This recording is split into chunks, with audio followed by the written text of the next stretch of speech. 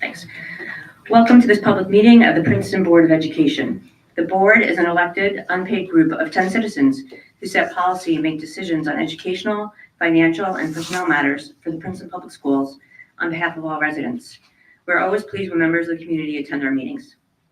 The board and the school district operate under applicable New Jersey laws and under regulations of the New Jersey State Board of Education. Each meeting includes an opportunity for those attending to comment on items on the published agenda or other matters of interest to them. The board reserves the right to limit the time allotted for public participation. Law limits discussion of individual personnel and confidential matters. We hope our meetings provide useful opportunities for communication between the board and the community. Thank you for attending. As required under the Open Public Meeting Act, NJSA 1046 et sequentia, adequate notice was given for calling this meeting. It was authorized by the Board of Education and forwarded to the municipal clerk, Princeton Packet, and the Trenton Times on January 6, 2024. It was also distributed to the schools and others on the standard distribution list. The board reserves the right to enter into executive session during all meetings of the Board of Education. Board Policy 168, recording devices, requires that we inform those attending this in-person meeting that the proceedings are being recorded. This meeting is being live streamed. The representative of the sending district is authorized to vote on such matters that affect sending district students or affect the governance of the Princeton Public Schools, as more specifically designated in NJSA 18A 38.8.1. Sending district votes pertaining to personnel actions refer to high school, central administrative, and district-wide staff only. Votes otherwise are considered abstentions.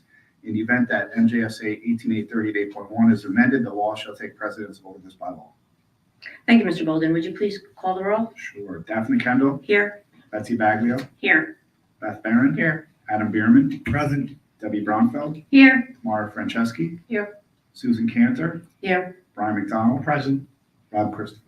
Here. We have a quorum. Thank you, Mr. Bolden. So thank you to the members of the audience for attending tonight. We're so glad that you're here. And I just wanted to say, Dr. Foster, last night the State of the District, I think, was a resounding success.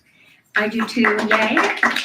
And I really want to thank all of the educators and community partners who set up tables. I thought it was a wonderful evening to really focus on our strategic goals and also student initiatives. And, you know, clearly students are at the center of what we do.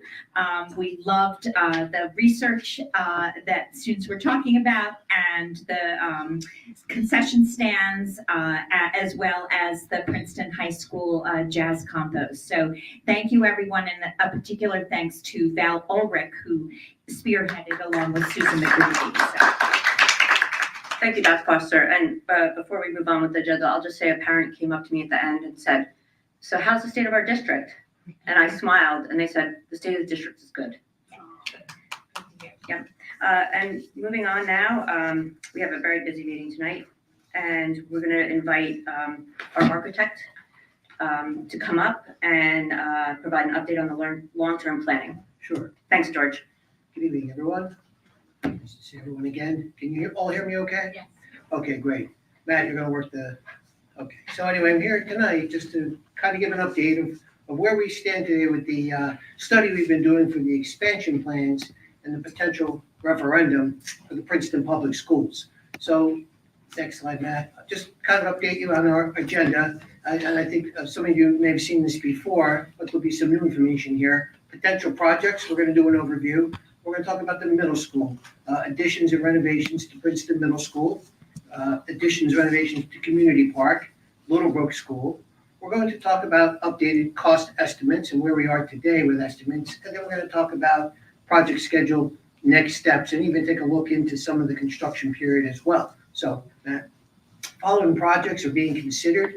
Now, addition renovations to Princeton Middle School, we have two options to see tonight, and I'm going to go ahead and show both of those. Community Park Elementary School, Little Brook, minor renovations to the Princeton High School tech space, still studying that, and classroom HVAC improvements at Princeton High School.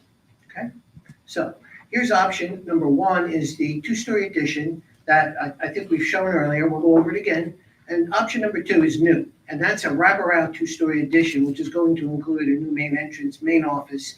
I'll show it to you. Okay? All right. So option one, you may have seen this before, in blue, 2 additions in the back of the building. That's the fitness cafeteria expansion and aux gym multi-purpose space, okay?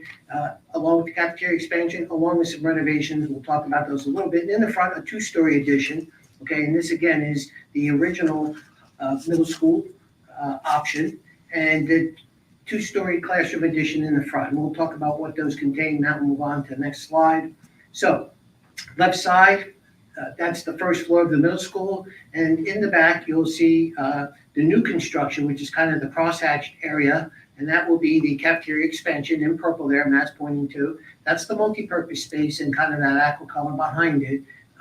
Yep, there you go. And then those orange areas represent things like toilet room, storage spaces, mechanical. Those yellow lines are corridors for access to those spaces. We have to have access to all of those rooms.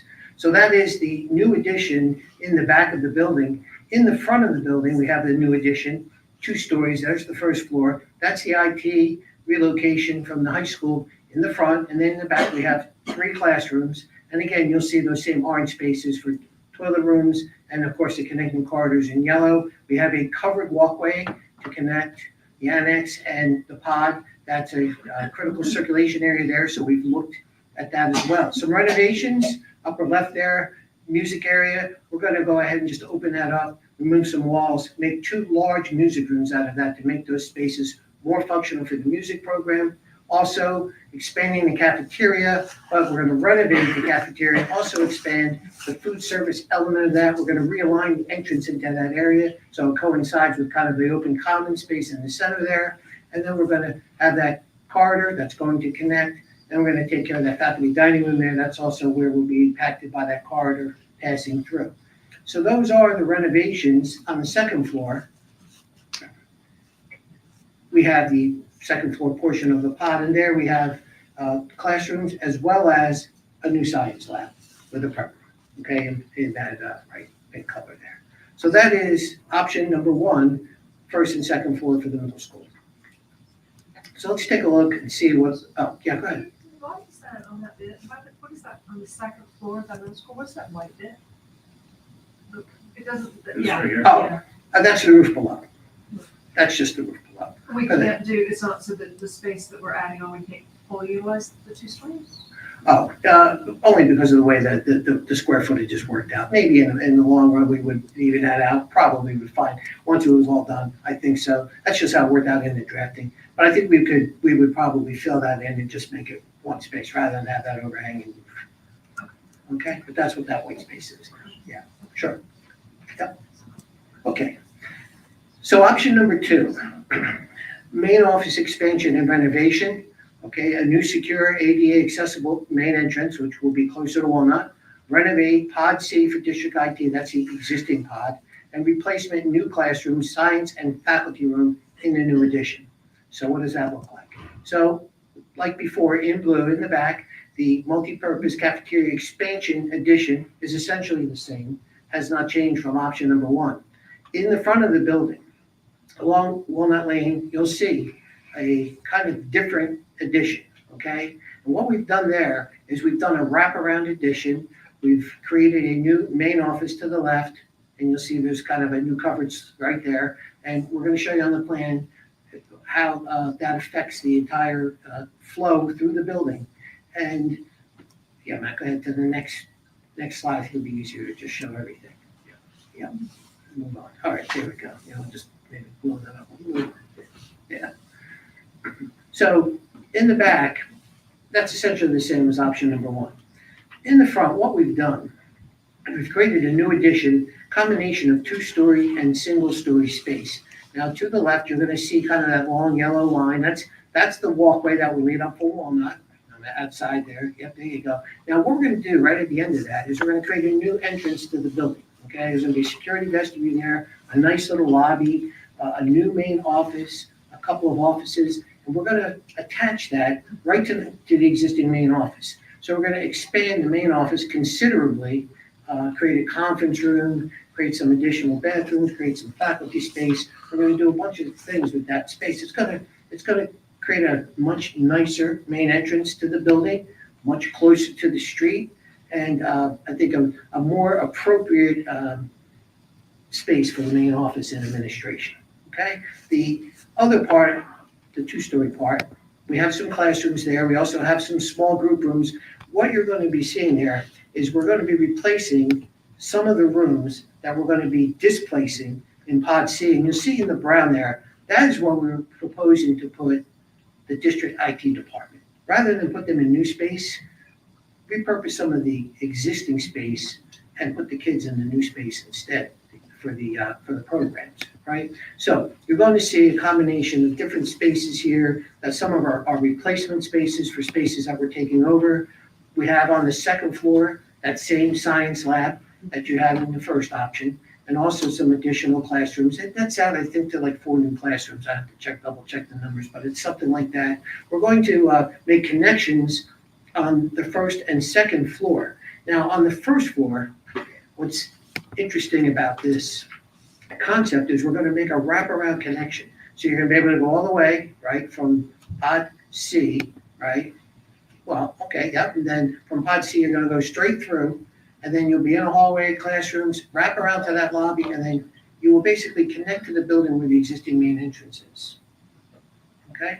Now that will make a nice enclosed courtyard, which would be a nice little space, outdoor learning space for the kids. All right, so that's option number 2 in a nutshell, big nutshell. Okay. Questions? Can we ask a quick question? Sure, of course.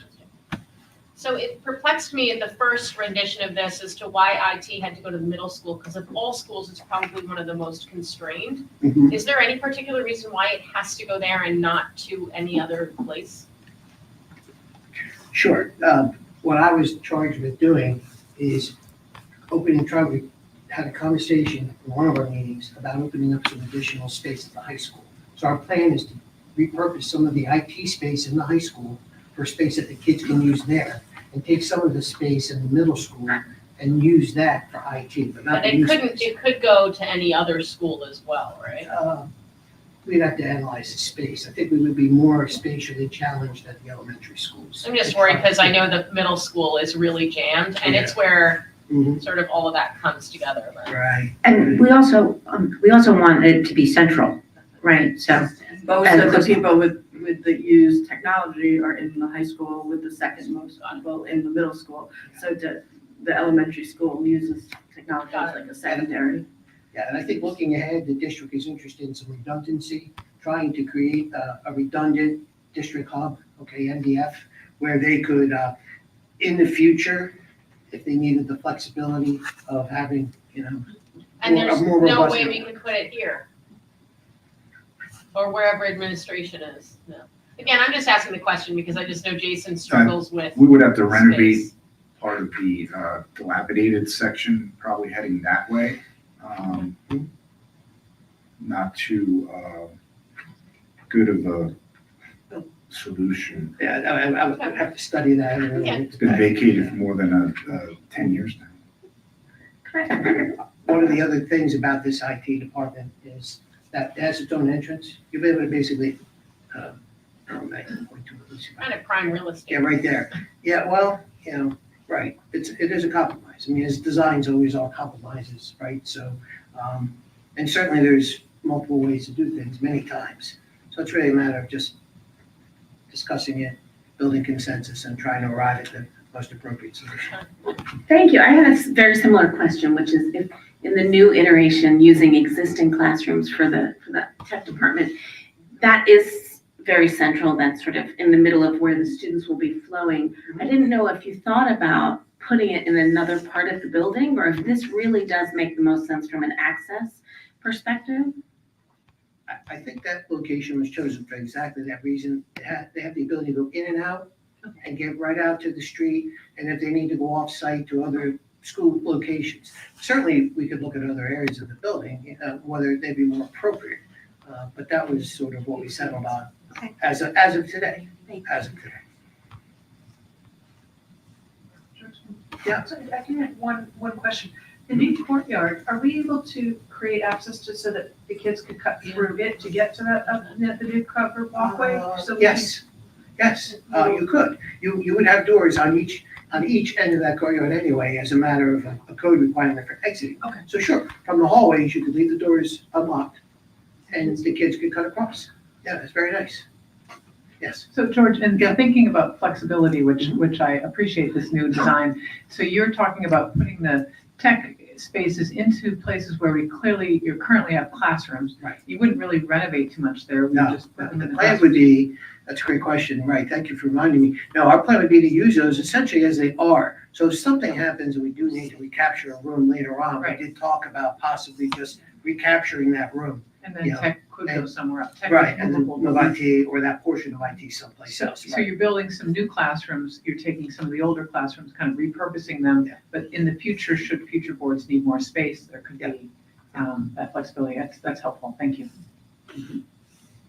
Yeah, I'll add, because we don't know, we think there's a lot of tech space, and when the tech moves, we talked about in long-range planning that we might even immediately be able to pick up one extra classroom, because they may not need that. And what I like about this is they've been talking about having places for parent meetings, like IEP meetings and other types of meetings, and this gives Jason, which is something he's wanted for a long time, a place where a team can gather, because the conference room is pretty small at PMS right now. And IEP meetings, right? Yes, Yeah, at IEP. You'll have a security office, you'll have a welcoming lobby, right? You'll come both ends of the hallway, kind of widen, right? Nice area where you can wait, okay? Much like, Little Brook Community, right? Park had nice little lobbies. You'll have a nice lobby here. And then look out onto that courtyard. So that'll be nice. Can I ask a question about the entrance? So is the secure vestibule that we currently have going to be redundant, or it is? We have to talk about how we want to repurpose Okay. that. But yes, I mean, Okay. maybe it still becomes a security office, but you'll need eyes on the door. It'll be like a booth, with a window where there would be somebody sitting. All right, thank you. And that security is near the nurse, so if we wanted to create some like storage for the nursing area, because more kids will be in the school, like we could take over that space. Sure. And I guess following demographics there's over years, the last 30 years, Princeton, the demographics have been going like this. Mhm. So any space that is built, I don't know if this is also contingent on the proposed next referendum, could be reused in some way or create revenue in the future for the schools. I mean, what I'm trying to say is we don't know what's going to happen in 30 years. Right. And this is going to be here. And hopefully space maybe the board can thought about, could be reused in different ways, Sure. create revenue. I think you're in that direction already, Adam, with the space in the back, with that flexible multi-purpose space that also has the ability to be closed off from the rest of the building and used separately at night, weekends, to keep people from traveling to the rest of the building. So that would be already the beginning, I think, of that effort. Because we do get this, we do pay taxpayers' money for this. Right. It could be used. Right. Second one is, it's hard to predict the future, but again, supply chain, lack of parts, inflation. Could you give a 6 months estimate? Well, if someone, put a gun to your head, how would you say things might go? Well, I'm gonna say this, we are seeing improvements in certain materials. We're still having delays with things like HVAC equipment, generators and switchgear. They're getting somewhat better. But you have to remember, they were 12 months before. So now we're seeing more like 8 months, 7 months. Will it improve again by next year? The general consensus is the supply chain problems are gonna start to correct themselves as the chip plants that we're building, those things start to come online. We think that with the interest rates, dropping down, so there'll be a little bit less pressure on the construction economy. Hopefully, we'll see prices start to moderate. They're never gonna get to where they were before, construction prices. And then, there's also the labor aspect. A lot of people left the trades, and there's a lot of construction job openings right now. So they're working on trying to solve that A lot problem. of moving parts. Yeah, there's a lot of moving parts. So I wouldn't want to commit to not, and you'll see when we get to the schedule, I did mention those particular things. We just should be cognizant of them. Those are hard to predict sometimes. And sometimes we don't even find out till the weeks before. That's happened many times. I have one more quick question on the first floor. Yeah. I noticed that you have the dark green classrooms and then there's the light green now that look like they actually have dividers in the middle. So are those spaces that you could use either as a full classroom or you could maybe Yes. Yeah, you could Those split could them be up. small groups. Small groups, teacher Right, prep. they're 800 uh, square foot rooms, right, which are bigger actually than the rooms that IT is going to go into. And they can be divided into two 400 square foot rooms, Great, thank you. SGIs. Small.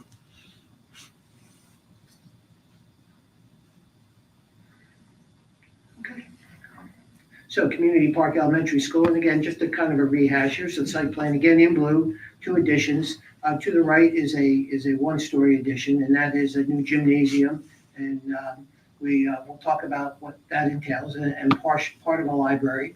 And you'll see some improvements on the site, just to kind of get an idea of playgrounds and connectivity. This is just a very kind of a rough idea of what that would look like. And then on the left side there, kind of attached to the end of the the newer two-story wing would be another two-story addition with classrooms in it. So anyway, to the plan. Yes, so on the left, we have the first floor. Key to this plan, I think, is the cafeteria, what's happening in the existing cafeteria as proposed right now. The stage would be removed, and that area would be repurposed as additional seating space, which is much needed for the lunch periods at Community Park, okay? What we're gonna do is we're gonna construct a multi-purpose room with a new stage, and that's in the green there. There you go. And again, that had cross-hatched area, that's new construction. So we're going to connect across the courtyard at Community Park. And we're going to construct that new gymnasium there. And you'll see again, yellow, that's your circulation. So we're going to connect one side of the school to the other side of the school. We're going to expand the cafeteria and the kitchen and service area as well at Community Park. And then we're going to take the existing gym, which is the area right to the right, there you go, thanks Matt. The top portion of that, which is the existing gym, will become a music room.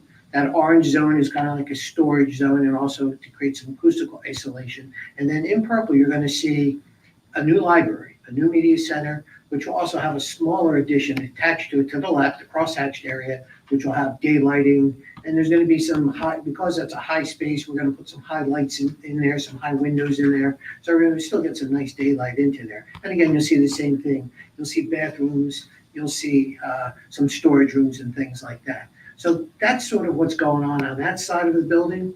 Now on the left side, you see that two-story wing. Those are classrooms in green there. Again, the orange is storage space and mechanical stair tower. We want to take advantage of the existing elevator when we connect the addition. We won't need a new elevator. And then down on the bottom left portion of the first floor, you'll see those are repurposed. That's the old library. We're going to make that into a classroom. We're going to also add some small group rooms, additional small group rooms, which are much needed there. So you can see those kind of, there you go, hatched on the plan. So one of those rooms is a classroom you'll be losing when we make the connection. So we'll make that a small group room. And then on the right side, again, you see the second floor, you see those classrooms, those 3 classrooms there. Again, the space is in orange. And again, 2 more small group rooms up there, small group rooms, and a connection in yellow, in the corridor, and a stair tower. So that's the plan for Community Park. Really the same plan as we've had now for a while. Not much change to Community Park. Okay, so Matt Littlebrook. So here's Littlebrook Elementary School. And again, here's the site plan. And to the right, you can see a blue, that's a single-story addition, classrooms. And then that small little addition, that blue addition on the left side, that's going to be a music room addition. Okay. So here's the plan for Littlebrook. So on that right side, again, you see in the same color coding, the 6 new classrooms at Littlebrook, 2 new bathrooms as well. You'll see in orange there. And then you'll see over on the left side, in the red, pink, that red color, that's the new music room. Again, you see that connecting corridor there. We need that to maintain exiting in the building. We're going to take an existing music room and convert that into a storage space. And then we're going to re-renovate some of the rooms which are in the existing CST area right now, kind of a maze of rooms. We're going to straighten those out and just put individual rooms there, individual offices for your specialists in there, and the school psychologist and people like that. And then on the bottom right-hand side, as you can see from on the upper part of right above where the yellow is, those existing rooms, kindergartens, have small group rooms in front of them, well, we're gonna do the same thing. We're just gonna give you some additional small group space. One of the things that came out of studying the programs at the schools was the need to have more pull-out spaces, spaces where kids can be taken in small groups and given specialized instruction. So we tried to address that concern here. Okay, so that's a little book. Yeah, thanks, Brad. George, some of the parents at Little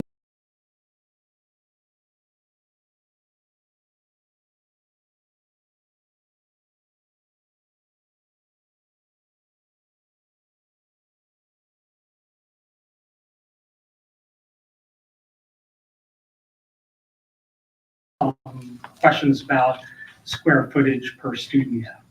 I did do that, and I think we have to make a chart, which I haven't gone to yet, but I think it would be good even to do that with Riverside and Johnson Park as well, just to get an idea of parity, and what that means. And I know that Community Park outwardly appears to be bigger and it does have more renovations going on simply because of the existing configuration of the building. But I think when it's all said and done, we're gonna find there's parity with the different core spaces and even in the amount of classroom space allotted by student. But we have to finish that exercise. I am aware of that, yes. George, I have a question Yes, too, sorry. yes. So in the letter, some of the parents wrote that the small group rooms don't have windows, Mhm. right? And so my son was at Little Brook and he was in a resource room, so, the school was built in the 50s, so they didn't know better, but we know better now, right? And I'm just wondering, is there a way to incorporate, if not windows, skylight, some kind of natural light, because it is very, they are in a box. Yeah. I just wonder if that's Sure, something. we can look into that. Certainly we could do that. All right, I appreciate I that, think George. so, sure. Thank you. We could open maybe some windows into the hallway and bring some light in. Yeah, sure. And George, also the cafeteria is going to be renovated, right? Yes, correct. Thank you. Thanks, Matt. Yeah, we're gonna remove that little storage room in the corner there and open up the cafeteria, make that bigger. The kitchen. Yeah, work on the kitchen. Got some plans for the kitchen. Yes, renovations. Mhm. Yeah, thanks, Matt. And I just, wanted to point out too that the planned capacity at CP will still be slightly larger because of the nature of the proposed programming would be, DLI and traditional. So with community schools, with cohorts can be quite uneven. We see a large cohort every 5 or 6 years that can be 20 to 25% larger than other cohorts. So they have to have some additional classes to be able to maintain that traditional programming for those unplanned for, larger cohorts. So there's a little, slightly larger planned capacity and that all depends on programming too, of course. If you have more self-contained, then, fewer children. Of course. Yep. So there may be some tweaking still to do. Yes. Can I ask a question? I'm a Little Brook parent, but just an easy disparity, I guess, when you're adding the 2 new classrooms between CP and Little Brook, why would the CP classrooms be 100 square feet larger than the new Little Brook classroom? So I did see that question. We have to look at that because we needed more pre-K rooms. I think that's they're 950 square foot are pre-K rooms, that size of like a kindergarten or a pre-K, which would give them both the same number, but I need to double check. that Okay, just all to make all sure. of 6, Yeah. all of the Yeah, because CP classrooms are. the rooms here are 850 Oh, square the feet Little Brook, at Little Brook. They're 850, yeah. so the 950. Would be kindergartens or pre-Ks at community work. Because you have, in this building, if you can just scroll down, Matt, we do have the kindergartens in this room. These are 1,300 square feet And- currently, they're large these rooms. two. And you can see there's 1, 2, 3. And originally it was 4, 1,300, I guess, approximately, right? Yeah. Square feet. That were, And in general. 3 were. Yeah. Go ahead. In general, kindergarten rooms are bigger. Oh, because they also have a toilet. Yes, correct. Right here. And so, is that a state Yes. requirement? It's a requirement, yes. Well, it's basically required. It's almost a mandate. I mean, you can have line of sight. Ask any teacher, do they want to have to go on the hall where you're trying to, educate little kids, right? Oh, well, no, I'm But just it's asking. essentially a mandate. Mandate, It's- okay. Yep, it's a mandate. And Christy, I want to thank you for bringing that to our attention because there's usually a really good answer and we don't know it, but George does. So Well, we're gonna check though. I want to make sure We we appreciate it. quantities and all, we'll make adjustments so that everybody, there's parity. they would do. And we still have some things like that to do, go through the utilizations. Yeah, Still some work. just because for the upper grades, those fifth and sixth, or fourth and fifth graders are big kids. They Right. fill that space. Yeah, It right. doesn't, it feels Yeah. very. Well, the state has guidelines It does. for classroom sizes, actually. Yeah. It's okay in pre-care, 950, then 850 for the next, for 1 through 3, and then 4 to 6, it's 800 square feet, and then, then it's 750. So we try to stick to the guidelines, what FES, the facility efficiency standards. Well, just to be, Littlebrook's been renovated a couple times, actually. I went there, so I remember, but compare 2004 to, they renovated it 2004, 2005. What does the work look like? Do you have any comment on, they did work on the elementary, the kindergarten rooms and stuff like that.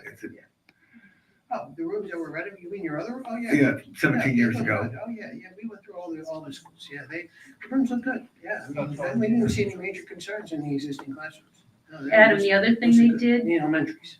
they made it a full square. Yeah. At one point, you couldn't get through. Right. And that's Oh, what- right. They Yeah, added that addition on that, right. so that was one of the bigger ones they Yeah. made.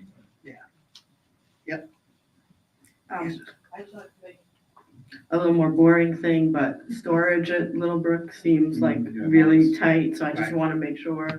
that We did storage address gets Lisa's stuff concern. out of Yeah. learning spaces and eating spaces and. And that was Storage. true. I actually went through, because there were a lot of questions. I went through and charted every space, and the current educational spaces are pretty comparable right now between CP and Littlebrook, although it was about double the storage space at CP compared to Littlebrook. So that, which Luis from Mir, the principal, Luis brought up, so. Right, and that's near the gym, that's a good spot for him, I think he's, Yeah, it's definitely noticeable when you go in, the Yeah. lack of storage Mhm. space, Yeah. you can feel it. And again, I don't know if you can do anything about this. A parent asked me to ask. Flooding on the field, and I guess you can you do anything about that? well, we're gonna be looking at all the sites, yeah, we have a separate plan for that. There's actually another project to do some remediation of some ponding water at Littlebrook in the last referendum that you did, so Yeah, we're gonna be looking at that. But we don't wanna do that until we look at the big picture and see what you have going on in the rest of the site. But that'll be, we're gonna be looking at playgrounds and kind of an integrated effort there. Oh, okay, estimate costs. All right, here's a good part, all right. Is it? So, all righty, so this is middle school option number 1. Now, what is not on the list any longer is the Valley Road demolition and site development, site development work, for the Valley Road, okay? So what's happened is option 1 is essentially what we've shown previously, and you can see the cost range there, all right? Somewhere between $77.7 and $81.7 million. That's option 1, that's the non-wraparound version of the middle school. Now, here's option And number we're 2. still studying the high school. Oh, yeah. We've made progress though, and we haven't necessarily quite updated, but we're not, the consulting engineers are not quite done yet. Right. They're making a lot of progress on. Yep. Looking at the delivery system, how Yes. Mhm. heating and cooling are delivered at the high school. Right. And So they are working on that, but we don't have that full number in yet, and we still have some work to do to look at the tech area renovations at the high school. But that's, yeah. So here is option number 2. It's about $7 million difference, okay? This is the wraparound portion of the middle school, and really that's where essentially the cost difference lies. It lies in that construction at the middle school. And again, these numbers are preliminary, and there's gonna be some additional iterations of these numbers as we refine the plans that we have to do. And the site work is a big issue, is a big influence on these costs as well, all right? So that's why you see the notes on there, all right? George, can I ask you a question about option 1 and option 2 at the middle school? Sure. Bless you. How much more square footage for kids are we getting with option? Do you have that yet, option 2? So option 2, I don't have that number in front of me. There's most of the work in option number 2 is related to the main office and main entrance, Right. and some additional space we put into the 2-story part because we needed to replace some of the rooms that we were taking out for IT. So, Okay. yeah, it doesn't really net out to much additional space other than what you have, different space. But Right, but they're new rooms for kids, and it's also a better flow, right? It's a much better flow. which is why we're doing the new entrance. Nicer rooms, I think, and you get that new science lab. Right. Faculty room, so. yeah, And we thought the sight lines were better for the kids coming in than they would be adding to the front. And you have flexibility for the future. Well, I'm just, because people are gonna ask, well, what are we getting? Yeah. So we're getting a better flow, we're getting, because I can tell you, I had many IEP meetings at the middle school, and, they're very small rooms with no windows too. So, it is meaningful, thank you. Okay, so that is option number 2, so you can see between 85 and 89.5 million, which really is actually almost about where we were when we had Valley Road in there, a little more, it's a little more, okay. All right, anticipated project Is schedule, Valley Road off the table? Is it? yes, as I've been told, For now. for now. Okay, so I just want to talk a little bit about an overview of the schedule. And here again, you can see in the yellow box, we have unforeseen conditions. There's still a lot of things we haven't figured out yet, agency reviews, those types of things. So there are some caveats here, but referendum date as planned right now, December of 2024, okay? There will potentially be some work that would be done prior to the passage of the referendum in order to kind of get a jump on things. And when they say that, I'm talking about things like geotech services, survey services, maybe some additional schematic design. Potentially, we'll have to talk about whether that's feasible or not.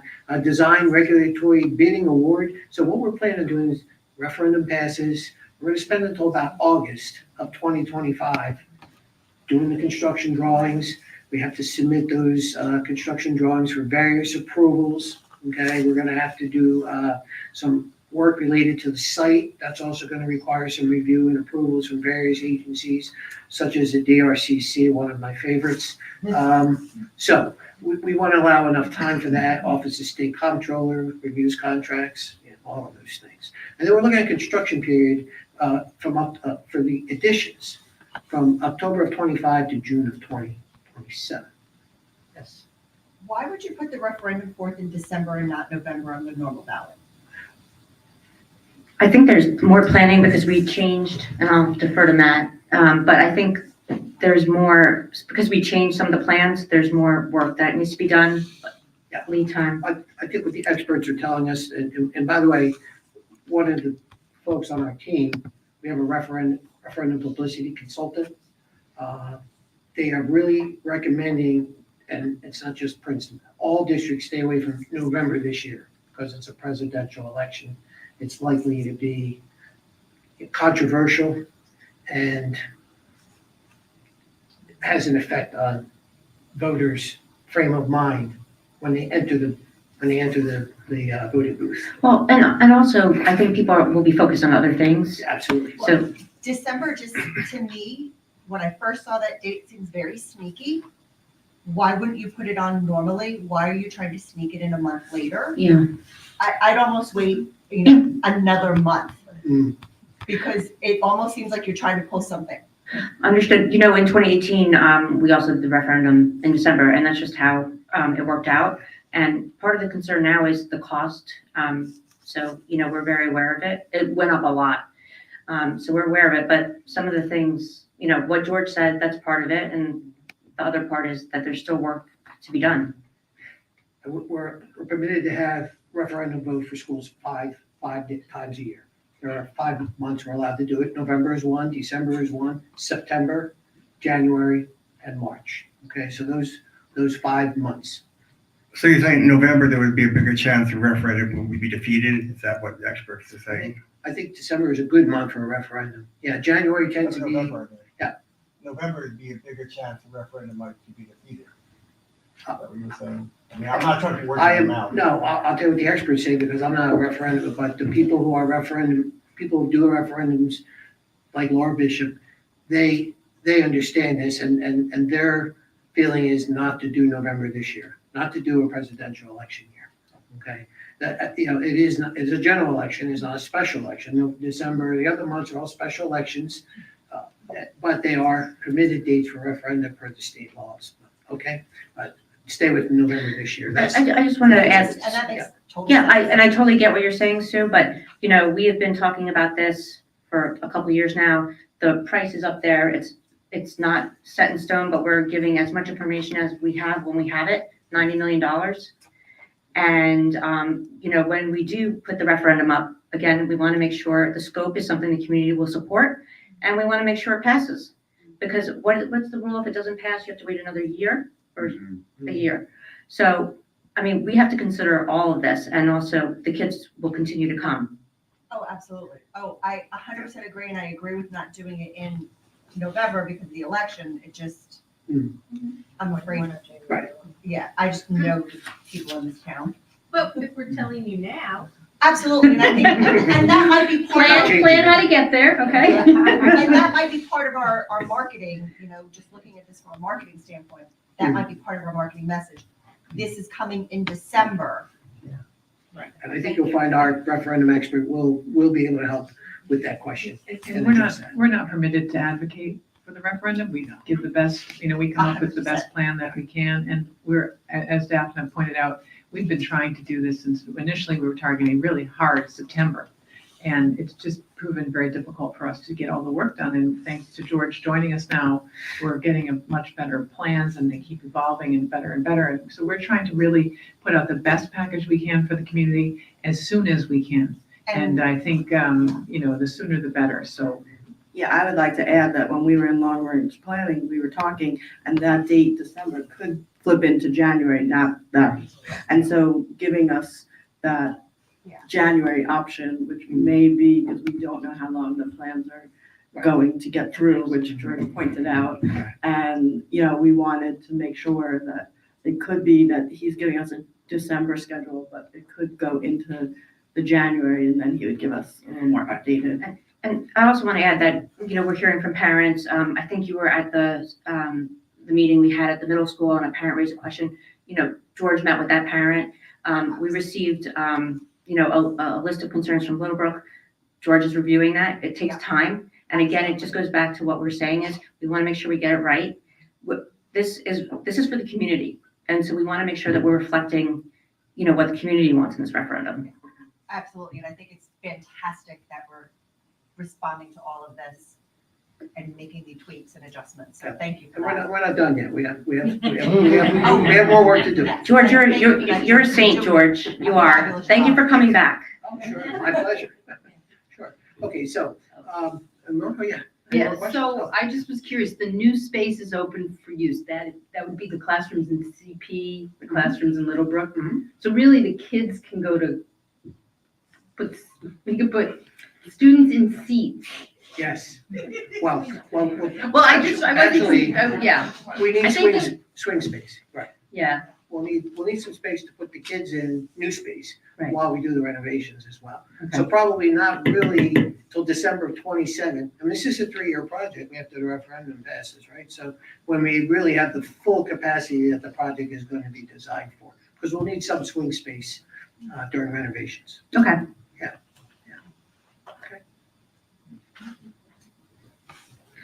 And then the last slide, I think it's the last slide. So this really is just kind of some detail of what, leading up to a December referendum, just to give everyone sort of an idea of all of the work that has to be done. One of the things that will be done while all of this is taking place is more of the communications type things. And we do have a referendum publicity expert engaged by the district who will be helping us, keep getting the message out.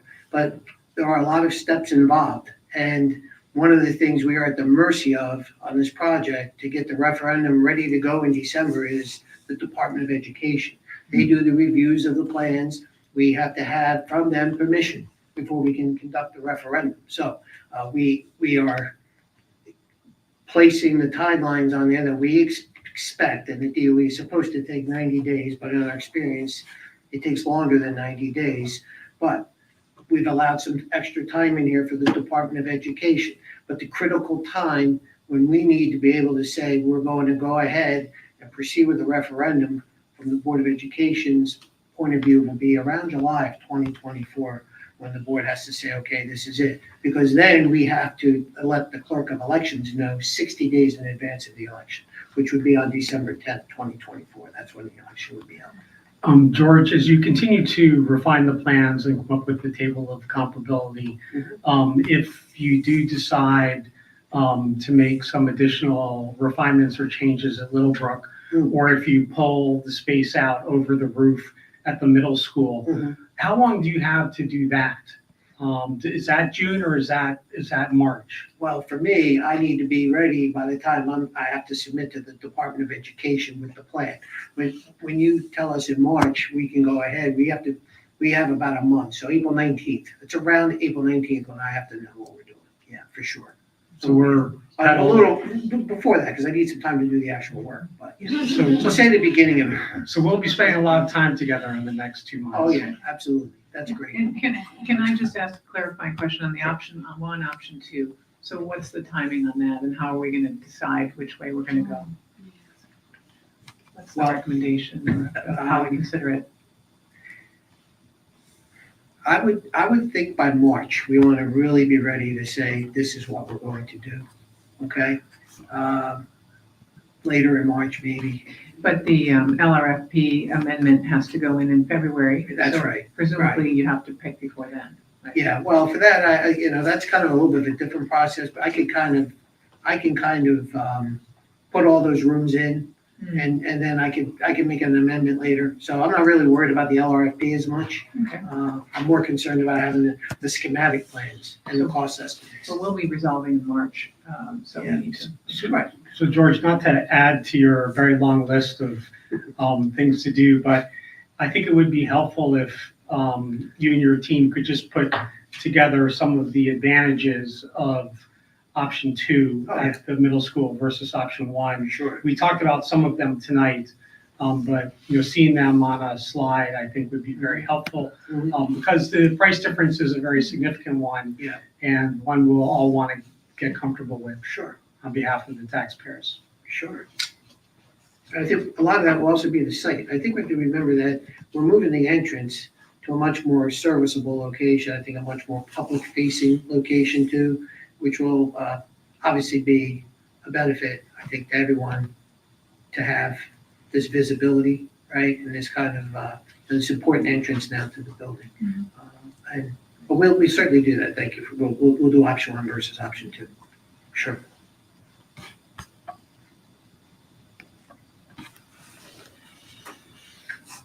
We'll include those probably in a future presentation.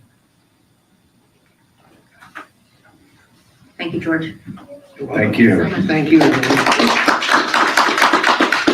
We appreciate your patience with us. Happy to be here. Thank you. Appreciate all of you. Thank you. Now we're moving on. You're on to the 24-25 budget development. Great. So our first budget presentation, official board level budget presentation is pretty top level. We are well underway in forming the budget for the next year.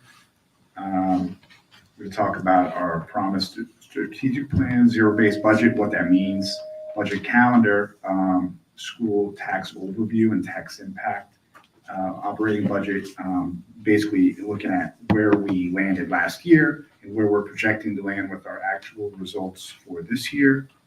And then we'll take some questions. This is our promise. We promise to prepare all our students to lead lives of joy and purpose as knowledgeable, creative, and compassionate citizens of a global society.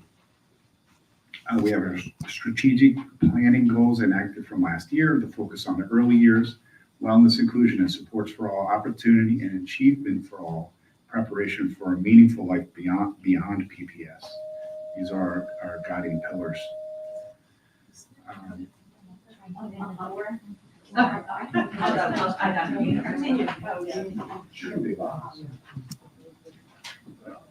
Zero-based budgeting overview. Zero-based budgeting is a continuous process that we implement to rigorously review every dollar that we spend.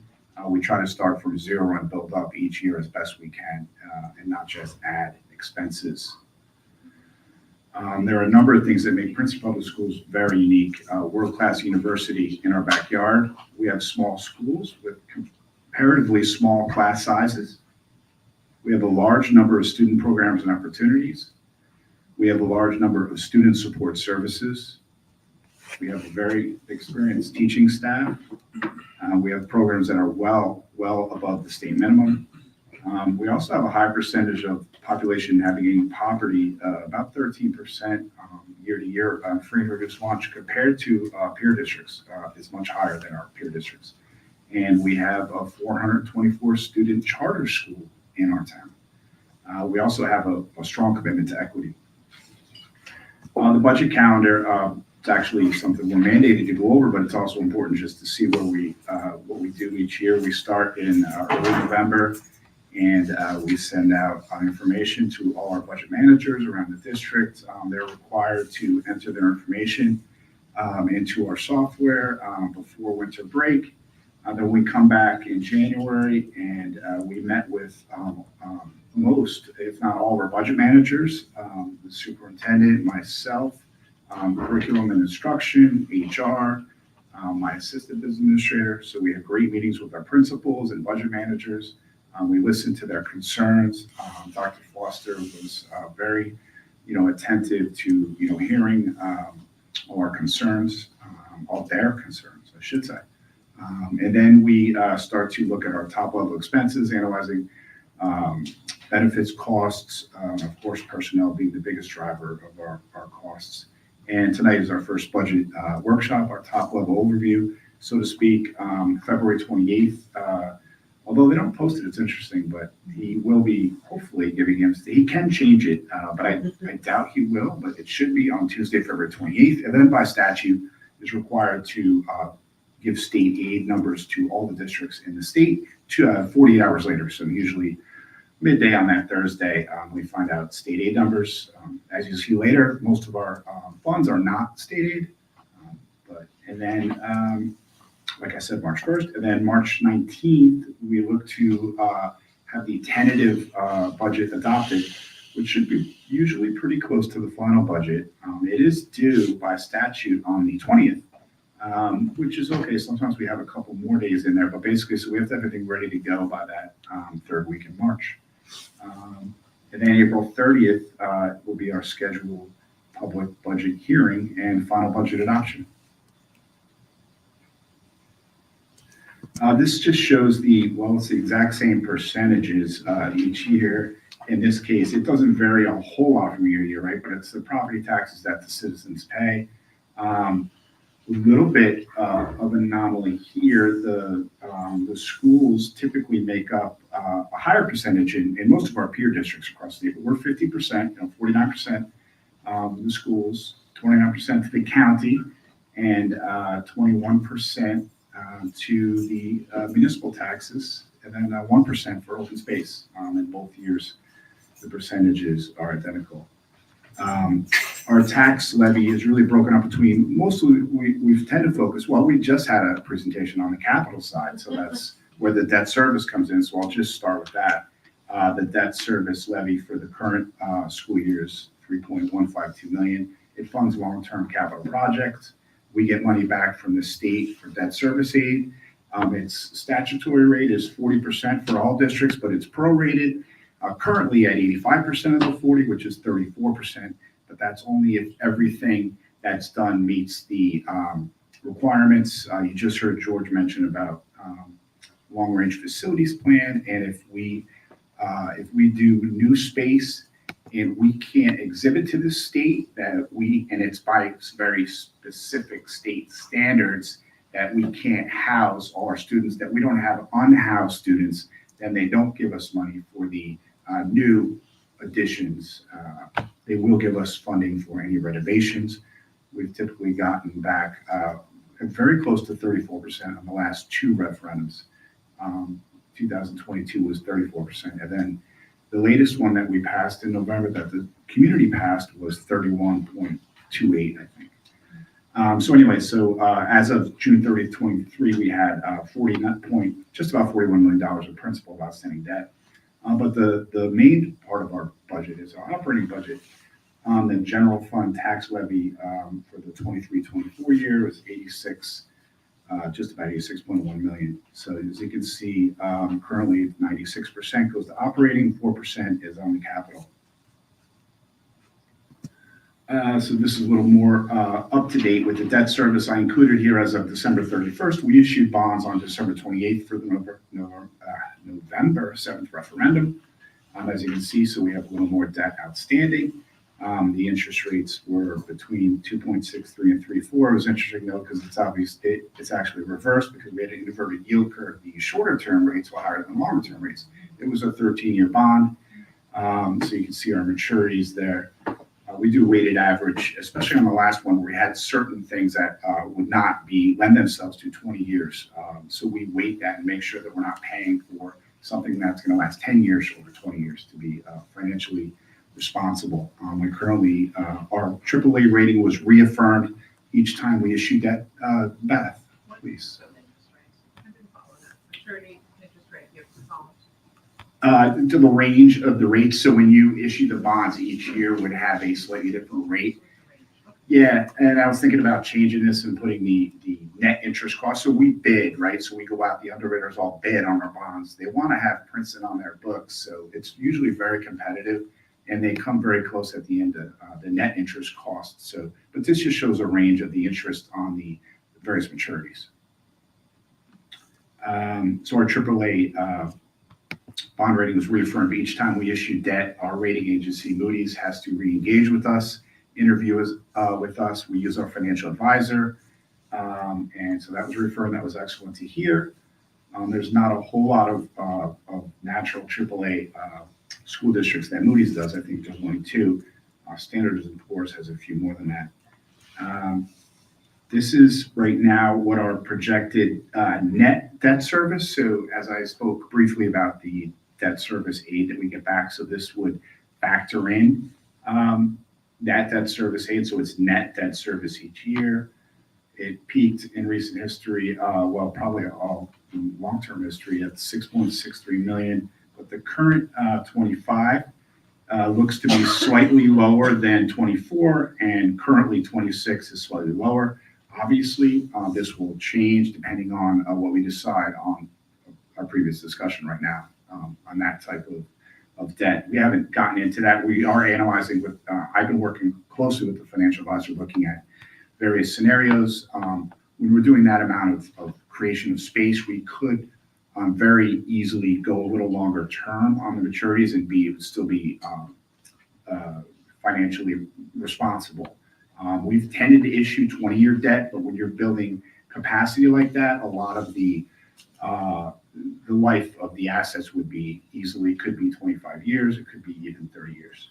But this shows that our debt service is decreasing. This also talks about the different, basically, the taxes get collected by the town, which is on a calendar year. We're on a fiscal year, so sometimes it makes things confusing for people. But this just shows the various scenarios right now. We're projecting, at basically a 2% rate for the not the debt service, for the general fund tax levy for the current 25 budget, but it's still very early. The actual calendar 2023 school tax levy was just under 88 million. But the actual tax rate increased a little higher, basically 1.45%, although the assessed valuation, which was rare this year, did decrease because of the university taking properties off the tax roll based on some decisions that were made. But it made this particular year feel a little higher for the average taxpayer, 3.14% effective school tax, because that tax was assessed over a smaller base. Princeton historically is very resilient when it comes to downturns in the economy, with our valuations typically going up each year, even in recessionary periods, which is a signal of the strength of the community. All these were taken from the 2023 Mercer County ratables. This shows basically, it puts our general fund tax levy percentage increase, and then it charts our enrollments, which there was a big drop off there in COVID. Not tremendous, but it looks pretty large on the graph. We're trending backwards, trending back upwards, I should say. And the last 24-25 is just a projected enrollment. And we've held the tax levy. It goes up and down. We're allowed 2% basically each year with certain waivers. Going backwards, we did have some enrollment growth that allowed us to tax at above 2%. And of course, the state does allow us to pass through healthcare costs. The only caveat there is it is indexed to their plan, which is a self-insured plan. So they don't raise their health insurance premiums, which they held flat for 4 years. And then last year they did increase them. Then we can't pass that through, even if ours go up. So it's a little bit of a hiccup for planning. So we did pass through a portion of that last year, which shows in the 3.71% general fund tax levy for the current year, I should say, 23-24. We're looking forward now for 24-25. This looks at our banked tax cap. So if we don't take all of the available waivers that are allowed to us, either enrollment or healthcare, and then we essentially can bank them for 3 years. So we have almost 52,000, which isn't a lot, expiring this year. And we created 94,000, almost 95,000 last year. We didn't use the full healthcare waiver allowable to us. It should be fairly significant this year too. We're just really diving into that now. We don't know where our rate renewals will come. We've been analyzing that. We had our insurance brokers in, it was late December, right? We've had some trending up of claims, but we're still looking okay. But it's always, it's very close to when we actually adopt the budget when they give us our actual rate increase. So it's always a little bit of a dance there. We are insured on our medical premiums, but we are self-insured on our RX plan. The actual 2023 general fund revenues, as you can see, 86% come from the Princeton tax levy, 5% come from Cranberry tuition, and then 2% are other tuition. We actually collect tuition, a small piece from our staff, and then miscellaneous revenues of somewhere around $750,000 each year. So most of our 93% of our revenues are, I would consider, locally produced, and 7% coming from state aid. During the Murphy years, state aid has increased slightly. In our case, a lot of that has gone over to the charter school, so we've kind of been about flat there. So I'm just going to pull this up just a little bit because all our eyesights are probably not as good as they were a few years ago. We always historically, so when I got here, we developed a plan where we look back 5 years and look forward. We try to look forward 3 years, but we always want to look where our actual revenues are. We want to keep our fund balances healthy, but we're not here to, put money in the bank. We're here to educate our students. So, we try to come close to break even and hopefully put a little money away in the bank for reserves each year. Our actual 23 numbers are in this column here. You see the revenues each year, our adopted budget, our estimated actual for this year. Obviously, the tax levy is pretty much set. There's not a lot of fluctuation on the revenue side for a school district. We were able to get more funding. The university, as I mentioned before, had taken properties off the tax rolls, and they passed that through in a payment to us each year. So it's projected to be $2.387 million for 24-25. It's been very helpful in this inflationary time and inflationary pressure. And we'll look a little bit more at the expense side. Extraordinary.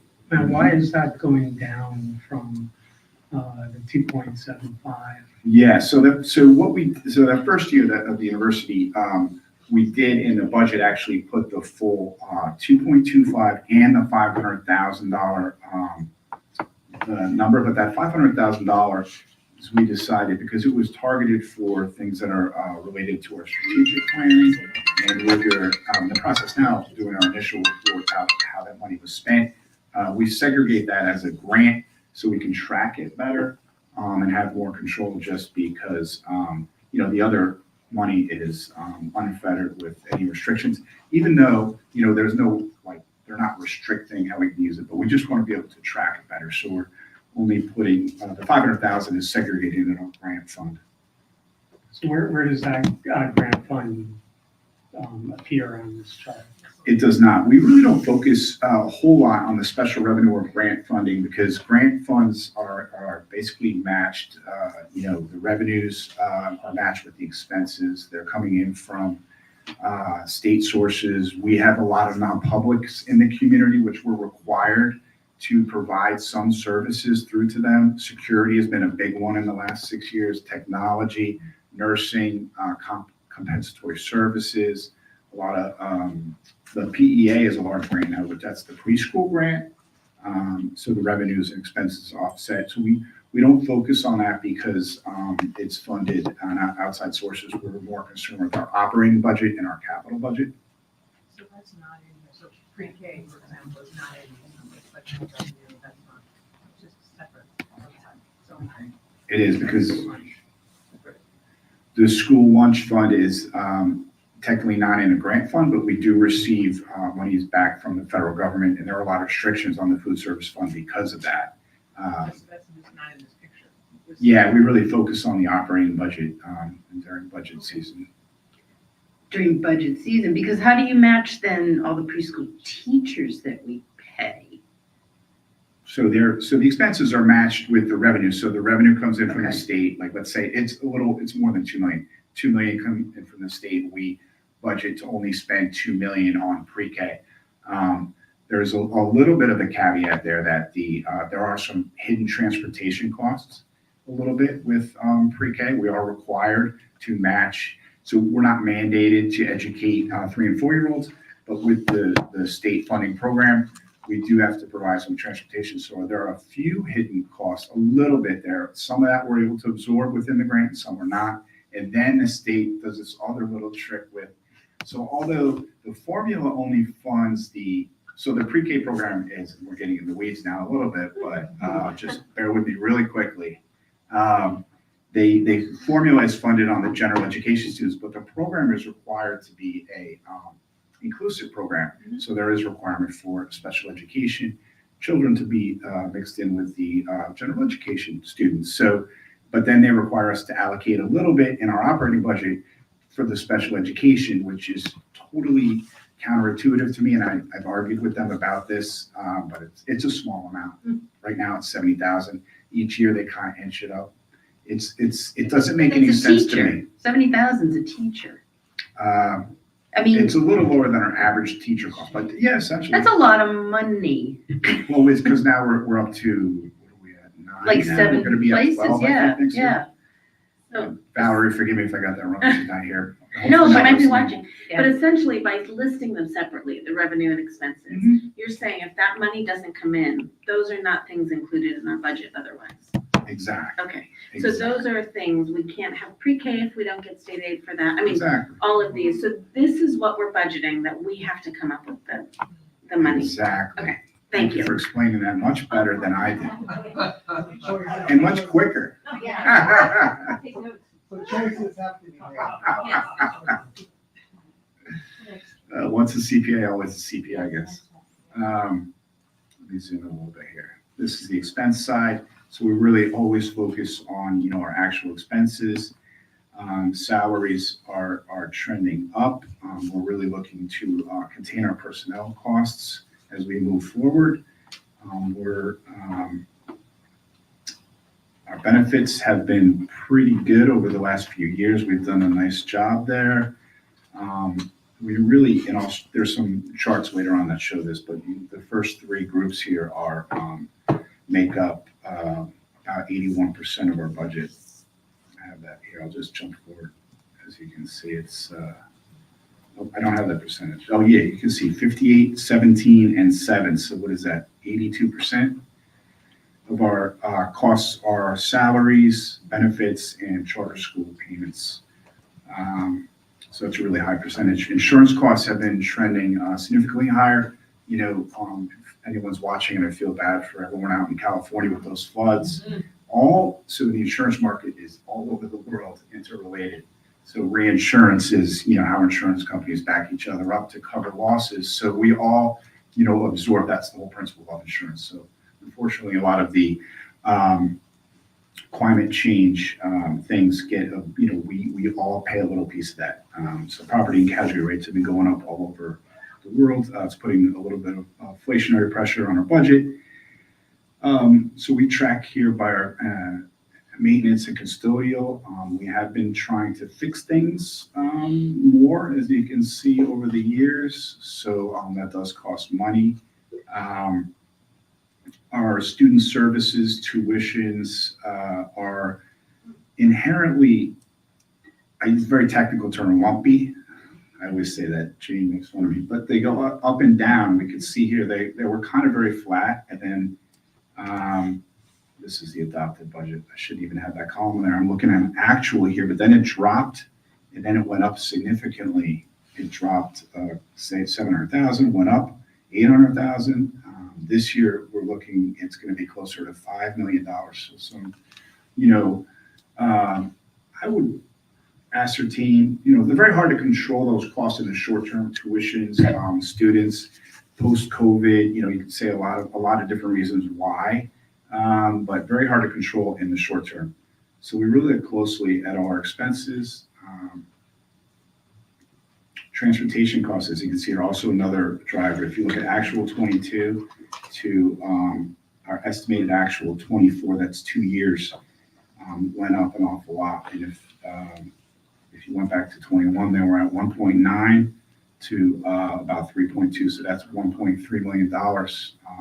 It's a big increase. Yeah, but in 21, we asked parents not to take the bus. Like, because of COVID, I wouldn't, I would look really at 18, 19. Yeah, Yeah. still up a lot. No, it is, You're right, but though. we know why, you know. 20 was the biggest where we didn't actually bus for 3 months. We actually got concessions back. Right. 21, we started a little late, so we did get a little back. You're right. Yeah. We started right. We asked people not, yeah. We did, we had less because we couldn't do it, you know, the way It they. was really the time period that when we weren't busing, where we were kind of out. But and kids were still home, I mean, Right, that's correct. yeah, didn't even go back. Our fund balance, we look at our fund balances. That's one question going back. Yeah, The athletic absolutely. budget is almost double what it was. And yet it's gone down in the past year. Athletics, what was that movement? Actual $722,000. You go back to 18, 19, it was 511. Well, some of that, a big chunk of that actually is related to the pool manager retired. So we've contracted out her. That's the big And driver there. it moved from personnel to And athletics, we- I remember, yes. Yeah, So it's actually, it That's the was big there driver. before, but it's somewhere in a different line now. Yeah. Okay. The pool, next year, the middle school pool had to be renovated, fixed, yeah. That was, we- that. well, we didn't have, well, that was a capital project. We used capital reserve funds. You're right, Adam. We spent close to $1 million on the HVAC system, but that was out of capital reserve. Okay. But we do obviously try to keep our pool in good shape. Matt, Thank you. It's still very warm in there. Is it still warm in there? Yeah. is busing for the athletics teams in athletics or in transportation? It's in athletics. Okay, because that's also gone up It has. significantly. It has.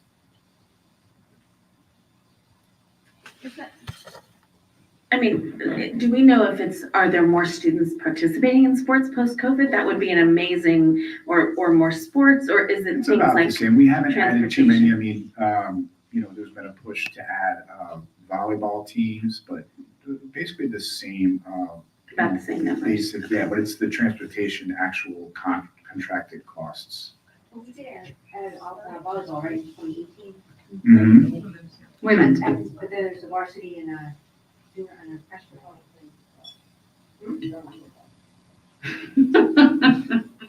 Varsity and JV, usually, I don't know exactly. Now you're testing my knowledge. But I know, like, when we were looking for bus drivers and trying to keep bus drivers, that cost went up. Oh, and yeah, in about a 24-month period, we went from $20 to $31 an hour. So, and then we also allowed for our bus drivers to have the same benefits as the rest of the employees, which I think was very equitable and fair. Well, you advocate that. I did. I think it's important, and it helped us to be able to recruit people.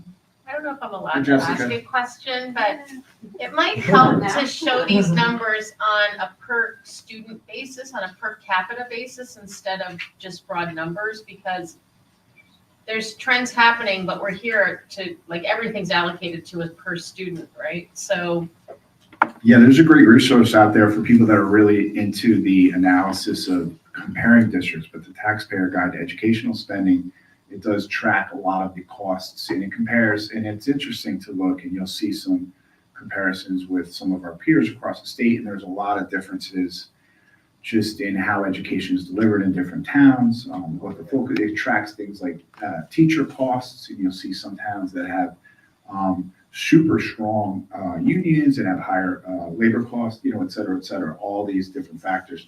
Smaller school districts, the smaller the school district on average, as Rob could probably attest, is higher per pupil costs in some ways, but there's all sorts of caveats to but that. I'm saying in our actuals, like every year, if we said, well, how much of it, to your point, Betsy, how is the athletic number getting bigger because there's more kids participating?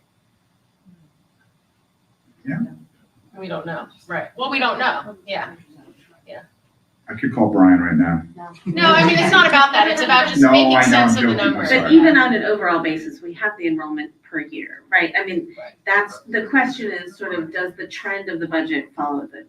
Correct. It is a In good some point. ways, We've talked about tracking costs, student participation in clubs and activities closer.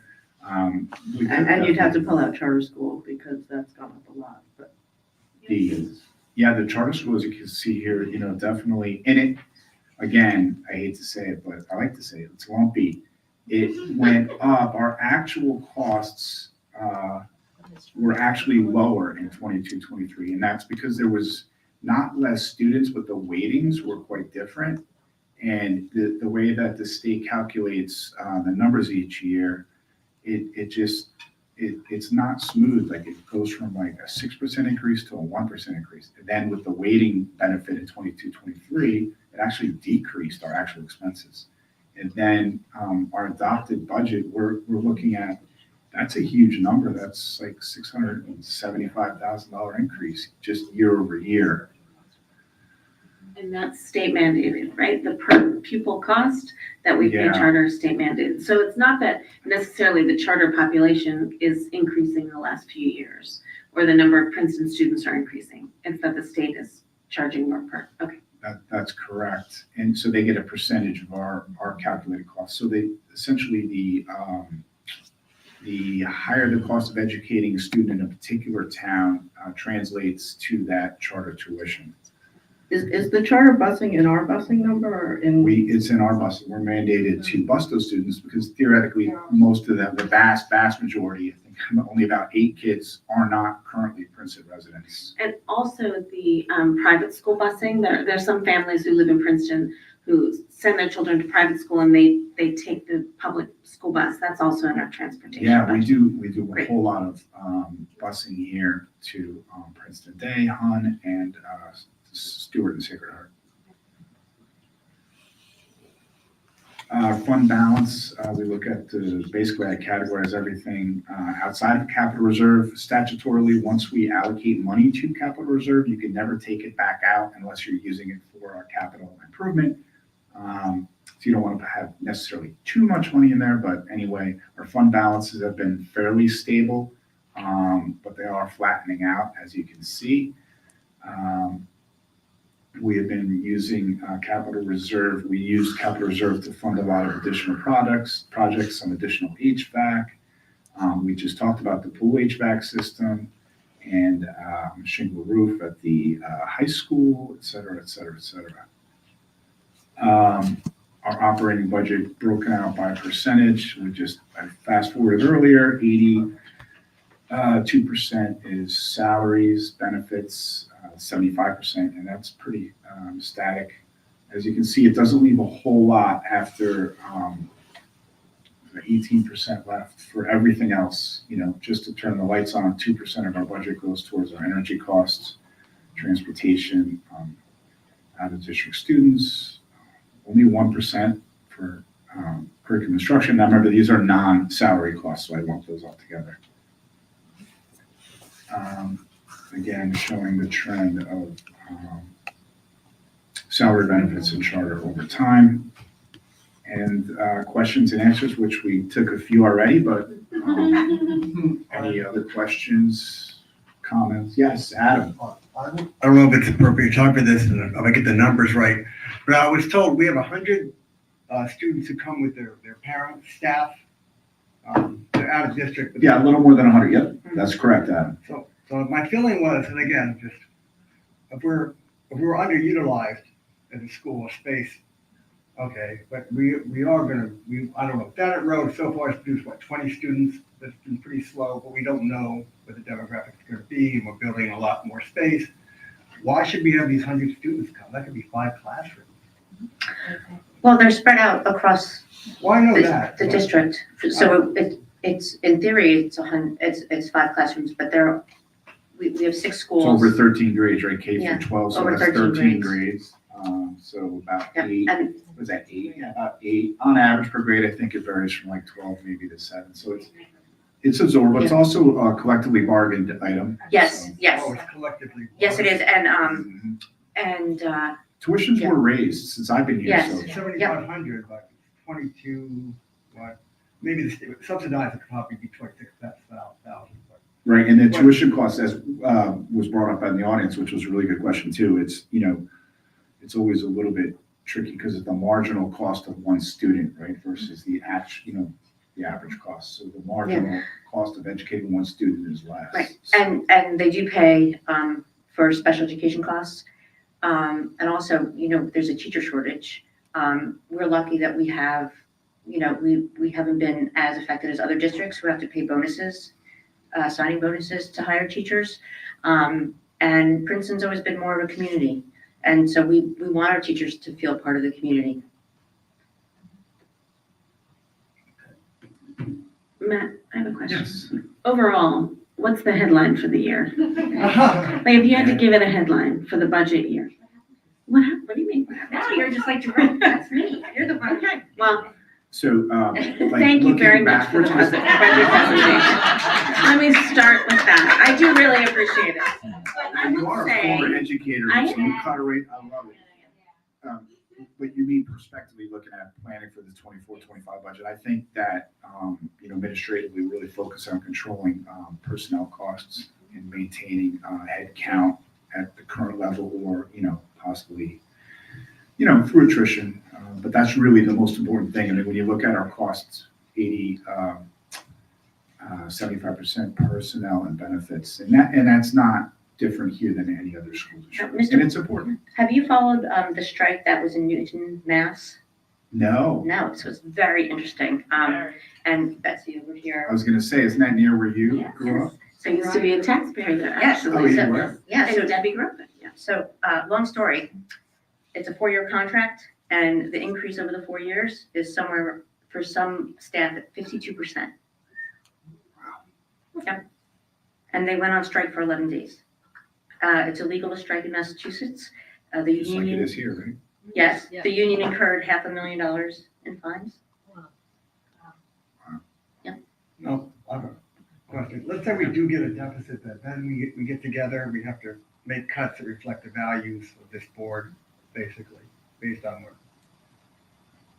what kind of student we want to have. Yeah, I think that one of the things about, so we were talking just a few slides ago, that is important to look at fund balance. So we try not to make draconian decisions, and that's why it's so important to track where we came from and where we're going and really have our finger on the pulse. So it is important to recognize when, personnel costs are rising faster than, 3%, that we really have to be careful because, we can only tax so much.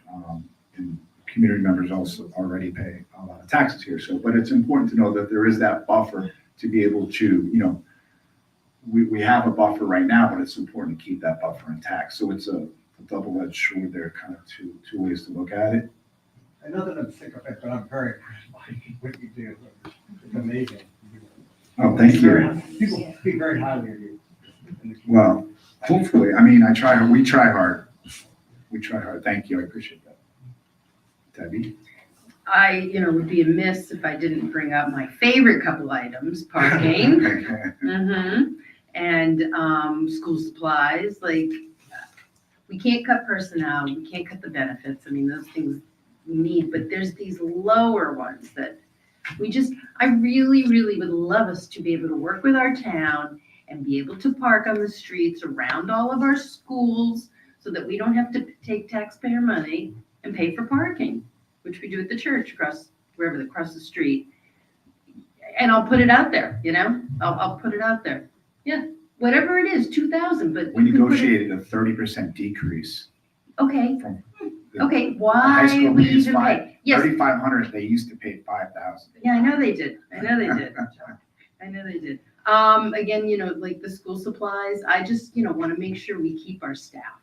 And I know, we talk about head count. We also have a lot of students that come in that need full-time aides. They do. And honestly, personnel's been really pushing to make sure every aide has a real spot. And if an aide has half a day, then they're somewhere else. Like, we're really working on that. But I know in the high school, like, they're down a couple aides. So, there's places that we can't cut. Nurses we can't cut. We're having trouble keeping them in the daily. So there are things that we really should be cutting. We're pushing back down into some of the areas so that we don't cut staff, because that's not what I will ever vote for. I did have a question on the computers. So the leasing is 4 years or 5 that we did for COVID? What you're talking about, the one-to-one initiative, Yeah. it expires fiscal 25. So when you say fiscal 20, so we have one This more budget year. that we're planning for right now so Okay. one more year of payments on the, mostly related to the MacBooks, Chromebooks, and iPads Okay. that we rolled out. And are we thinking or looking at, when we replenish, that we would do something similar? I mean, was that a good way for us to kind It's of being handle it? studied right now. Okay. It was a very, interesting time, obviously, I don't have to, right? So we're studying now how it's being used, what we. Oh, no, I got that part. I was Yeah. curious about the financing of it. Well, no, but I think the most important part is to say, what do we need going forward? Okay. We're not just Yeah. gonna take the status quo that. No, I know that. We're leaning towards, probably, maybe not having, I don't wanna say anything right now. but it's No, I know. I was definitely in the committee. I Yeah. was curious more how we're gonna maybe more finance. Chromebooks, maybe Mhm. possibly at the middle school would make sense. They make them very sturdy now. There's a lot of breakage with Mac. When do you think we'll have an update on technology for the next 5 years? For the next 5 years? Well, For because financial, that's what I'm Well, asking. we're definitely looking at it right now because, Okay. like you're saying, we're already looking at that next budget. So if we wait too much longer, I think the first and foremost is, Dr. Tu and her team, with Dr. Foster's guidance, are looking at, how technology is being used, what we think is necessary to move forward, and then trying to be as cost efficient. And then, of course, with interest rates higher, the leasing costs are. Got it. So One other thing. a few months? No, sooner? We just got the Maybe by technology summer. review, which had I think it was a 3-year plan of recommendations, so some you do. No, I'm year talking one. specifically about what Debbie was asking. The one-to-one. Oh, I Yeah. thought they already made a recommendation that I saw. Well, I'm not gonna make promises for my peers, but definitely in the next, 3 to 6 months. Thanks. The other 6 thing, months. everybody had a Zoom account, because that's how we survived. Like, can we now back off a lot of those? subscriptions, Absolutely. license, whatever they're called. We're gonna be looking at all, yeah, that's part of Things the we needed technology, during plan, looking COVID. at all the, Yeah. and Dr. Tu's really been focused on that. What of the educational tools, like so many of them are really important. And some of them, have like 4 like dedicated users, but there's only 4 people that are really using them, then, it'd be something that we would probably drop. Okay, all right, But great, that is a because, really good, yeah. point. We are looking at that. because we don't all need, well, I don't need a Zoom account anymore. Okay, thank you. We do use Zooms for our committees. Matt and Dr. Foster, so you shared the headline for Princeton Public Schools. You both talked to your colleagues in the county and the state quite a bit. And we know that last year's budget cycle, Robbinsville and Montclair both laid off in the neighborhood of 30 individuals, primarily teachers. And so many districts around the state are facing the pressures of the 2% tax levy cap and the fact that compensation is rising by 3-4%, even higher in some districts. Is it this time of the year that you start hearing about what's going on? I'm just wondering if there's a headline for the state. That's a good question. I think it's hard to answer. You heard a lot from your peers at Roundtable? Not Not yet, as much. although they are anticipating another difficult year, but I think like the Governor Murphy's message tends to be when state aid figures come out, that sort of indicates, the future of the next school year. I know that a lot of our peers have had, and board president alluded to, in Massachusetts, that had high contract settlements, within the state. There's been a lot of wage pressure on which is hopefully cooling, but then we got, mixed reports just last week. Interest rates rose on Friday more than they had in a long time. So it's a lot of mixed economic data. I think that, but school districts are definitely trying to maintain cost. Transportation pressures were at across all districts that bus. There's very few districts that are pure walking districts in the state. And there is bus. Yeah, and that, we're actually in a good spot there because we're balanced just about 50-50. So that's kind of the ideal. You don't want too many of your routes contracted versus in-house, so. Yeah. I think there's also been, we obviously learned that there's a new head of the Department of Education who has a finance background, and I know that the governor has said they're really focusing on funding education, public education, so I think that's good news. We'll see whether they make good on it. But I think it's good news that the Department of Education now is starting to be hopefully better staffed. I think one of the things that concerns me, and I'm seeing at the Garden State Coalition, is that there continues to be, through the legislature, all these new bills that come with these unfunded mandates from the state. And one of them being that we have to rewrite all the new curriculum standards by August. And that requires us to bring people in the summer and pay for all the time. And I think that some of the other peer districts are working at the county level to provide evidence to our legislators to say this costs us X number of dollars, taxpayer dollars, to do these things in such a rush fashion. So I do think that there's a lot of pressure on us from the state, and the state legislature keeps having brilliant ideas for new programs and new committees and new things, requirements that cost us a lot in terms of our people. Don't forget the new change to how you can use sick days. So Right, exactly. is that on your list? So, right, and these are the intangible things we don't even see on your list that are coming on you guys, and you're having to comply with it, so that's And it tough. looks good for some assembly person to say, I'm doing this. Yeah, they come up with bills that sound great, but then it means cost for us, so I think that's important. I just want to also point out, I know we talked about this in operations, but sustainability, I think the things we've done in the last 5 years through Sustainable Princeton and that partnership, I'm very encouraged. And we have a 3-year sustainability plan, and the idea now that the taxpayers have allowed us to reinforce the roofs and the siding and the HVAC systems that are high efficiency and on controls. I feel like we have our energy costs in hand, and hopefully if we can move forward with solar, which I know you said we were going to start looking at this summer, and that would not cost additional taxpayer dollars, we could bring solar into the mix, and hopefully the pricing on that in a larger scheme will help us. So I'm excited about that. feeling good about that. There's not a lot we can control, but I think I'm very grateful to you and to the administration for taking that 15% of the pie and really massaging all those different categories. With Debbie's help on the parking. But thank you. Thank you.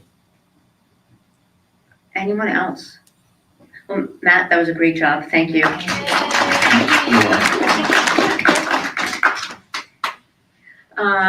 So with that, we will now shift over to public comment for our public. Is there anyone who hasn't said anything that they want to say again? I did have a question. Come to the podium, please. Please state your name, where you live. You don't have to give me the house number, just the street and the town. Sue Evans, Worth Mill Lane in Princeton. As we look at the budget and we look sort of at our plan, we have two people on our payroll, I guess, that are interim. And I know we had said that we were going to start looking at those searches come the new year. I just wanted to know if we've started that process, or what what our plan was to when we were going to start that. Well, so we have, we started our HR search. Thank you. Anybody else? I don't have anything, although I was receiving some texts from. Please state your name, street you live on. Jessica Vieira, Stockton Street in Princeton. I don't have anything else. Thank you for taking the time for my questions that were sort of more ad hoc. It's very informal and we're the only people here. But I was getting some texts, so I wasn't sure if somebody on Zoom, if you can open it up to anybody who might be on the call. Is that normal that you would do that? But They can email us. okay. Well, you can share.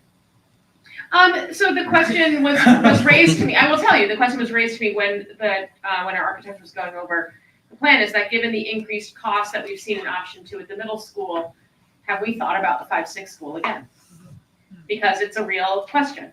And if we're going to be fair, and we've always talked about how operating budgets and whatever, let's really delve into it, because I think the community, and again, this is just me, what was being texted to me. The community really would like to make sure we're not doing something very short-term instead of really looking at the long-term forecast. You know me, and this is me putting back in my voice, I'm always interested in hearing what the demographer has to say, and I always want updates on what the demographer is saying, because without that, I agree, Brian, we can't forecast like a university can, but there's a lot of building going on in this town, and we got to figure out how we're going to accommodate those students without jeopardizing the kids who are already here. So thanks again for all of your hard work. Thanks. Matt, do you just want to tell folks where we are in the process of updating our demographics?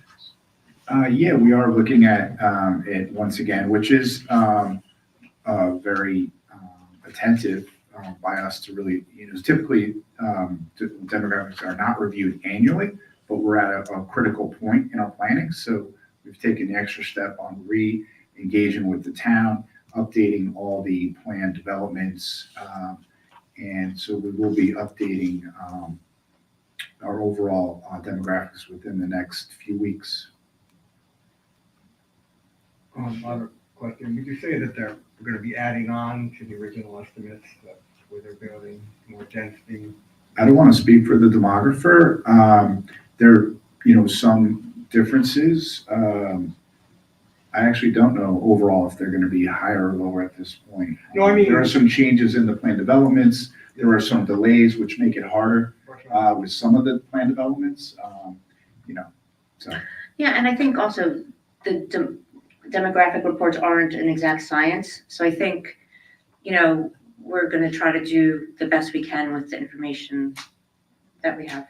Yeah, I mean, I don't like to, toot my own horn, so to speak, but I mean, we are trying to track our developments in town, and it's helped, I think, the demographer to be able to say, okay, this development has created this many students. We don't have it, unfortunately. Brian wanted it down to the household, but we weren't able to do that. I would have loved that myself, actually, so I'm only teasing a little bit.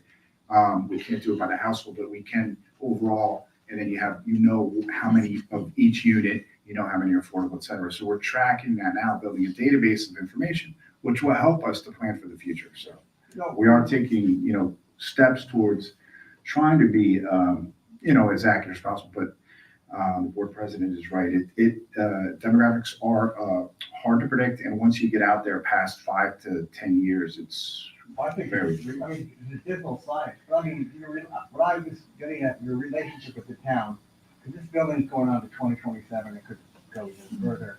You think you have you have clarity and assessment with the town council itself about where they're heading and the number of buildings? We've been dealing with the town planner, so he's really helpful in giving us up-to-date information.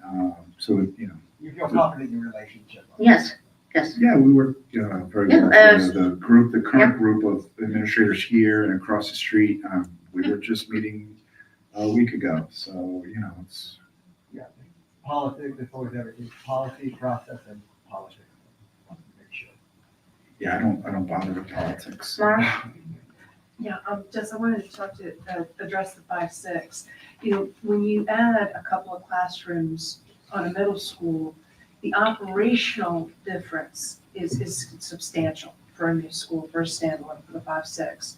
So you got the cafeteria, the special ed, the vice principal, all those things. So it becomes, and then even alone, the new build, the cost was 100 million just alone. So really, the additional swing to make a 5-6 ever makes sense. I mean, frankly, I don't see how operationally, an operational income, capital fine, maybe at some point it would make sense to build. But operationally, I have a very, very hard time understanding how it could ever be something that you could afford, that would ever make sense, that would ever be a sensible thing to do beyond just kind of adding on to what you currently have. That's. Sorry. I understand, I hear you. I just want you to know that I'm getting texts this evening as I'm here saying thanks for coming. And given that we were just given another alternative for the middle school that raises the cost of that we're proposing, people are saying, look, the community hasn't given up on the 5-6, and that's what I think you guys just need to hear. So I understand, I totally get it. Maybe there's a different way to explain it. Maybe showing the numbers on the operating cost and saying, look, if we, like the real numbers, not just they're higher, like by how much?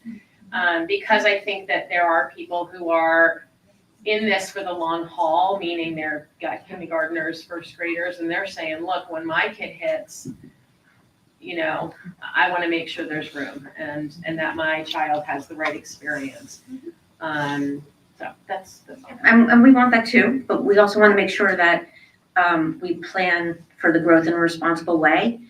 And as you know, let's say 30% of taxpayers have kids in our schools and the rest don't. And as you also know, as a homeowner, taxes are high here. Anyone else? I think it's helpful though, thank you. And we have in our public presentations actually gone through in a more granular way the actual operating costs and the types of positions that would need to be added. And I think at some point we will be putting out an FAQ that is clear and shows that. But we definitely have thought about this, and we've been thinking about this for several years. And I think we've been, gathering more and more data that is supporting our decision. And I'm really happy tonight to have the next option because it just keeps getting refined and refined based on some things we're hearing from the public. But I think we're getting closer and closer to the right solution for the present. Anyone else? No. All right, well, thank you for your comments and for joining us this evening. Appreciate it. So now we're moving on to one personnel item. It's a resignation. Brent Ferguson, math teacher at PHS, has submitted his letter for resignation effective April 21st, 2024. We want to thank Mr. Ferguson for his service and we wish him all the best in the future. And Mr. Bolden, there is no vote here, but I know we have to take a vote. So can I get a motion, please? Mhm. It's not on the agenda. Brian, second. Rob?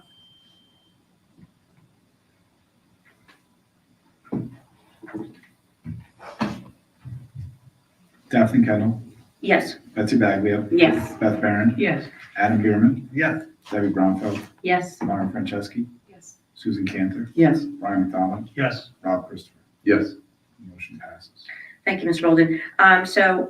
This is the 6th. We have another meeting. February and March are busy months, so we'll be seeing a lot of each other. Our next meeting is February 20th.